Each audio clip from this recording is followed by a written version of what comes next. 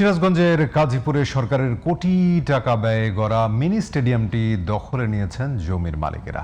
তাদের দাবি, আদালতের রায় পেয়ে এই পদক্ষেপ নিয়েছেন তারা। সিরাজগঞ্জ প্রতিনিধি আমিনুল ইসলামের পাঠানো তথ্যচিত্রে বিস্তারিত জানাচ্ছেন নাইমুর রহমান।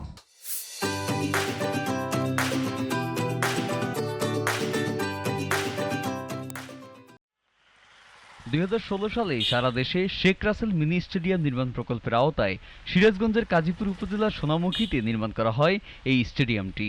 ক্রীড়া মন্ত্রণালয় থেকে 40 লক্ষ টাকা ব্যয়ে নির্মাণ করা হয় অবকাঠামো। পাশাপাশি সেখানে থাকা গভীর জলাশয় ভরাটে খরচ হয় আরও কোটি টাকা। সময়ের ব্যবধানে মাঠের পুরো চিত্র বদলে গেছে। এখন স্টেডিয়ামে নেই কোনো গ্যালারি বা দর্শক সারি, পড়ে আছে শুধু কিছু ভবন। মাঠের ভেতর গড়ে উঠেছে বাড়ি, আবার কোথাও বাগান করে বাউন্ডারি দিয়েছেন জমির মালিকরা।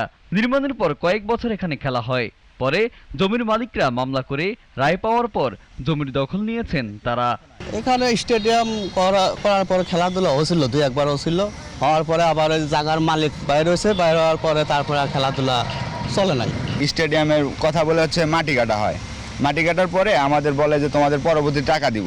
তারা ওই টাকা নেওয়া দিয়ে আমাদের জমিগুলো জোরপূর্বক দখল করে। সরকারের তো কোনো জায়গাও নেই, খাসও নেই, সব ব্যক্তি মালিকানার জায়গা।